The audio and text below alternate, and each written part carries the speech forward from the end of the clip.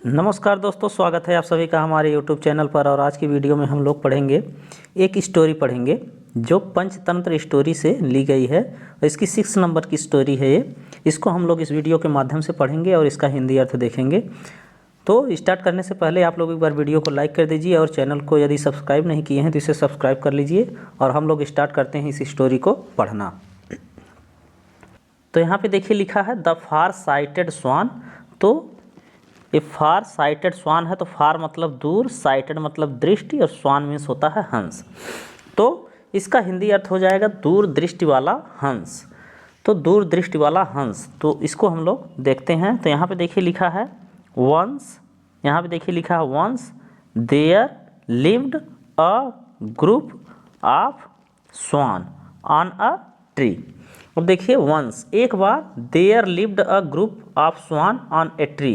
तो यहाँ पे देयर जो है वो इंट्रोडक्टरी देयर के रूप में है, और लिव्ड जो है वो पास्ट टेंस का जो है प्रयोग हुआ है। There lived a group of swan on a tree. तो मतलब इसका हो जाएगा कि एक ग्रुप ऑफ स्वान मतलब एक ग्रुप मिथ होता है समूह। तो समूह मतलब हंसों का समूह on a tree, on a tree मतलब एक पेड़ पर। तो ऑन ए ट्री मतलब पेड़ पर। तो एक बार वंस, एक बार एक पेड़ पर हंसों का समूह रहता था। एक हंसों का समूह रहता था। एक बार एक पेड़ पर एक हंसों का समूह रहता था। वन डे, एक दिन, वन डे, वन मतलब एक होता है, डे दिन, वन डे एक दिन, दे वे गॉट, गॉट मतलब गॉट ट्रैप्ड। अब देखिए गॉट ट्रैप्ड मतलब होता है फंस जाना। तो वन डे एक दिन, दे गॉट ट्रैप्ड, वे फंस गए, वे ट्रैप हो गए मतलब फंस गए। किसी जाल में जो है ट्रैप हो जाना, किसी जो है साजिश में, तो उसको ट्रैप कहते हैं। तो दे गॉट ट्रैप्ड, वे फंस गए, इनटू अ नेट, एक जाल में। तो एक दिन, one day they got trapped into A net, वो एक जाल में फंस गए, एक दिन वे एक जाल में फंस गए।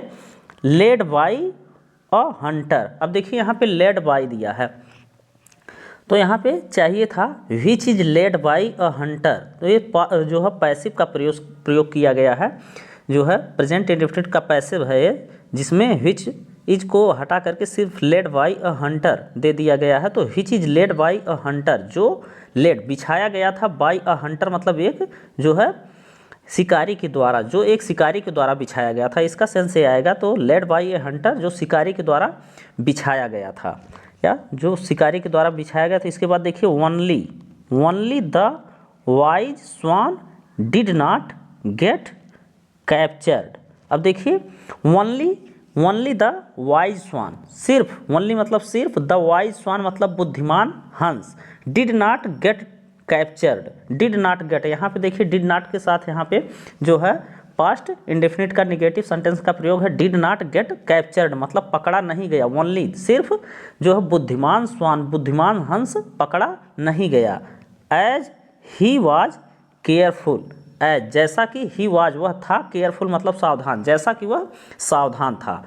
एज या इसलिए कि, इसलिए वह नहीं पकड़ा गया कि वह सावधान था। एज ही वाज केयरफुल, जैसा कि वह सावधान था इसलिए वो नहीं पकड़ा गया। बट लेकिन ही वाज डिसअपॉइंटेड। अब देखिए ही वाज डिसअपॉइंटेड, तो यहाँ पे देखिए वाज के साथ जो है सेकंड फॉर्म का प्रयोग है, तो ये भी जो है पैसिव का प्रयोग है, जो है पास्ट इंडेफिनिट के पैसिव का प्रयोग है। बट लेकिन ही वाज डिसअपॉइंटेड, वह निराश हुआ था। ही वाज डिसअपॉइंटेड, वह निराश हुआ था। टू सी मतलब देख करके, देख करके, हिज फ्रेंड्स मतलब उसके मित्र, स्ट्रगलिंग फॉर फ्रीडम। अब देखिए कि उसके मित्र जो है स्ट्रगल कर रहे हैं मतलब प्रयास कर रहे हैं। हिज फ्रेंड्स उसके मित्र, स्ट्रगलिंग फॉर फ्रीडम मतलब जो है फ्रीडम का प्रयास कर रहे हैं, आज़ादी का प्रयास कर रहे हैं।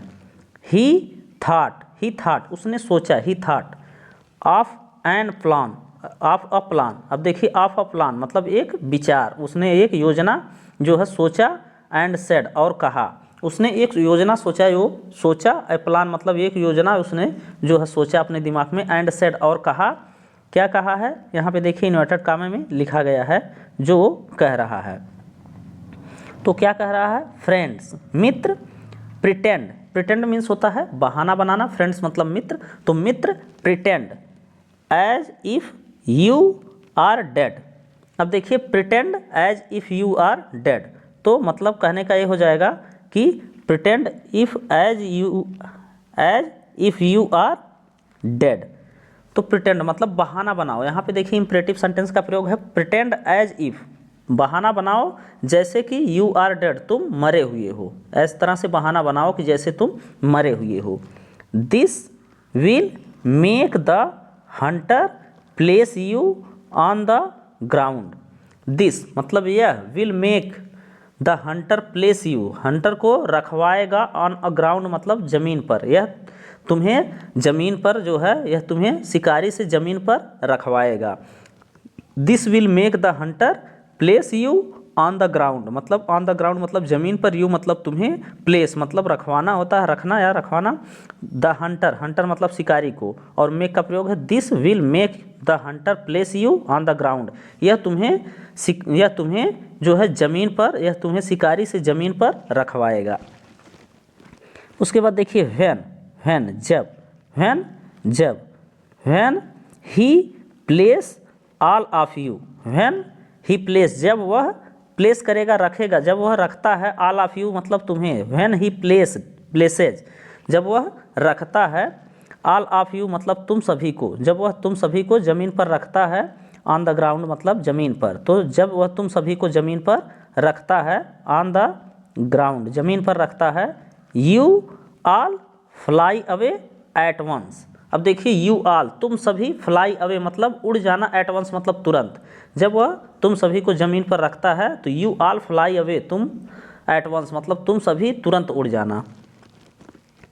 ऑल द स्वान मतलब सभी स्वान, सभी हंस, फॉलोड, फॉलो मतलब जो है फॉलो किए उसकी बात को, द वाइज स्वान्स एडवाइस। अब देखिए सभी स्वान जो है, सभी जो है हंस फॉलो किए, माने, फॉलो माने, सभी जो है स्वान, सभी हंस माने द वाइज स्वान्स एडवाइस। अब स्वान्स में देखिए एपोस्ट्रॉफी एस लगा है, तो मतलब इसका होता है का की के का सेंस आता है, तो द वाइज स्वान्स मतलब बुद्धिमान हंस की एडवाइस, तो सभी ने, एडवाइस मतलब सलाह, तो सभी ने बुद्धिमान हंस की सलाह मानी। यहाँ पे देखिए सेकंड फॉर्म का प्रयोग है फॉलोड मतलब मानी, पास्ट इंडेफिनिट टेंस है, वही का प्रयोग है इस जो है कहानी को कहने में, तो जैसा कि आपको पता है पास्ट में ही होती है कहानियाँ। तो यहाँ पे देखिए द वाइज स्वान्स एडवाइस मतलब बुद्धिमान हंस की कहानी को सब क्या किए, माने। उसके बाद देखिए द नेक्स्ट मॉर्निंग अगले दिन सुबह, व्हेन जब, द हंटर सा जब हंटर ने देखा, the swan lying lifeless, the swan lying मतलब पड़े हुए हैं, लाइफलेस मतलब बिना जीवन के, लाइफ मतलब होता है जीवन, लाइफलेस मतलब बिना जीवन के मतलब मृत। तो अगले दिन द हंटर सा शिकारी ने देखा, the swan lying lifeless in the net मतलब जाल में। तो अगले दिन जब सुबह जो है शिकारी आया तो उसने देखा कि हंस जो हैं वो जाल में मरे पड़े हैं, मतलब लाइफलेस हैं, बिना जीवन के हैं। ही वॉज शॉक्ड वह अचंभित था, ही वॉज शॉक्ड वह अचंभित था। अब यहाँ पे देखिए ही वॉज शॉक्ड वह अचंभित था। He took them out of the net, अब टुक आउट मतलब बाहर निकालना, ही टुक देम आउट वह उन्हें बाहर निकाला, ऑफ द नेट मतलब जाल से, he took them out of the net वह उन्हें जाल से बाहर निकाला, एंड लेट देम केयरफुली और रखा उन्हें, केयरफुली मतलब सावधानी से, ऑन द ग्राउंड मतलब ज़मीन पर, और उन्हें सावधानी से ज़मीन पर रखा, वो उनको क्या किया, बाहर निकाला और सावधानी से ज़मीन पर रखा। एंड और as he placed all of them, और जैसे ही प्लेस्ड उसने रखा, ऑल ऑफ देम मतलब उन सभी को, ऑन द ग्राउंड मतलब ज़मीन पर, ऑन द ग्राउंड ज़मीन पर, जैसे ही उसने उन सभी को ज़मीन पर रखा, दे फ्ल्यू अवे वे उड़ गए, दे फ्ल्यू अवे वे उड़ गए, the Hunter could do nothing.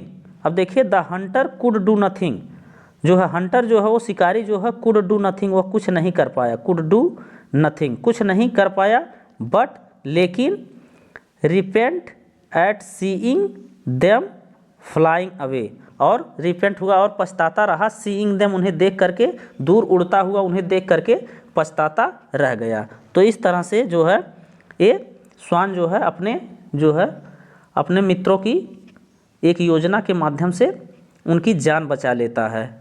तो ये स्टोरी थी आज की, और उम्मीद करते हैं आपको जो है ये स्टोरी पसंद आई होगी और आपने इसका हिंदी अर्थ भी जाना होगा। और यदि आपको स्टोरी पसंद आती है तो इसे लाइक करिए और इसी तरह की अन्य वीडियो को देखने के लिए चैनल को सब्सक्राइब करिए। फिलहाल आज के लिए इतना ही, मिलते हैं नेक्स्ट डे एक नई वीडियो के साथ। तब तक के लिए धन्यवाद।